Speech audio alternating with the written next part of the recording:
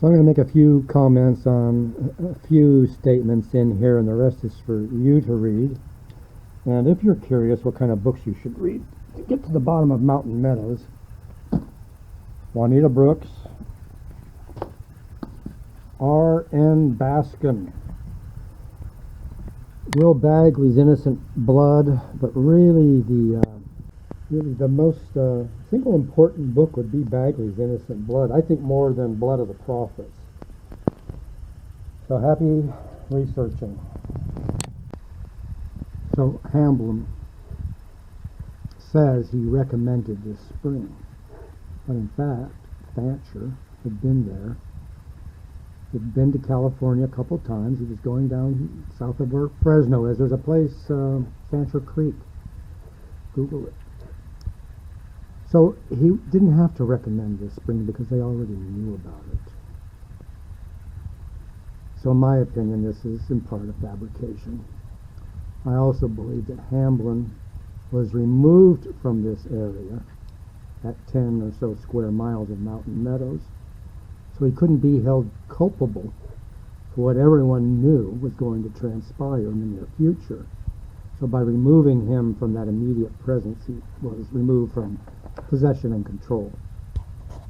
In any case, Fancher Baker train doesn't need any recommendation because they'd already camped there a couple times.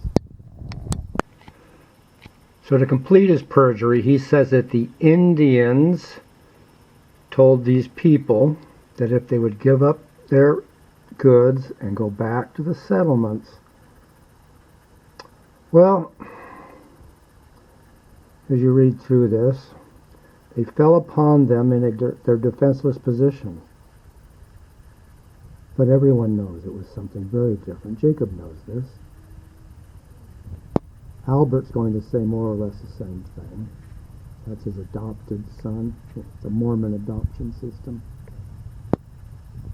otherwise known as slavery. So page 6 is Albert's, part of Albert's adopted son.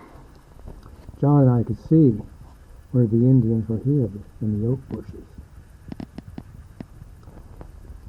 Well, the man ran in every direction, the Indians after him. As soon as the women and children saw the Indians spring out of the bushes, they all cried out so loud John and I heard them. Well, in fact, they're separated by 3/8 of a mile. And they're in a line. And there's a Mormon patrol that's 50 deep in a line. So nothing he describes is true, except that the women scattered and tried to hide in the bushes. But the Mormons, anytime you read the word Indians, you should substitute the word Mormons. And they ran up a slope towards the east, about a quarter mile. I've got some other videos where I showed the terrain where this happened. And most of it just didn't happen. A man who was an Indian doctor told the Indians not to kill them. So this was, again, a Mormon job. They were about a half an hour killing the people from the time they first sprang out upon them from the bushes. Well, that is a true statement. The Mormons tend to say it took a few minutes. There's no way it took 5 minutes. You don't kill 120 people in 5 minutes with single shot guns. I don't mean a shotgun. They fire a single shot. Very few guns then were repeaters. So Major Prince, Paymaster, Lieutenant Ogle, 1st Dragoons of the 17th Instant, went to the ditch and placed some men at the spring 28 yards distance, and they could just see the men's heads, both parties standing erect. It shows how vital a point the assailants occupied and how close it was to the assailed. So there's a published map that was made of this area then, and that was true then. But in 1867, this huge rain came through that made it look like it looks today, basically. And I put videos up showing how radically this area has been altered by that 67 rain. So Jackson says there were 60 Mormons,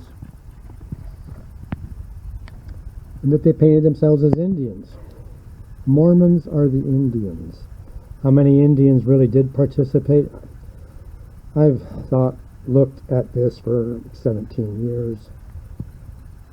My best guesstimate is around 40.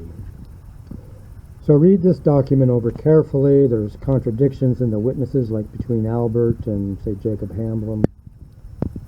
And good luck sorting out the truth using Mormon sources.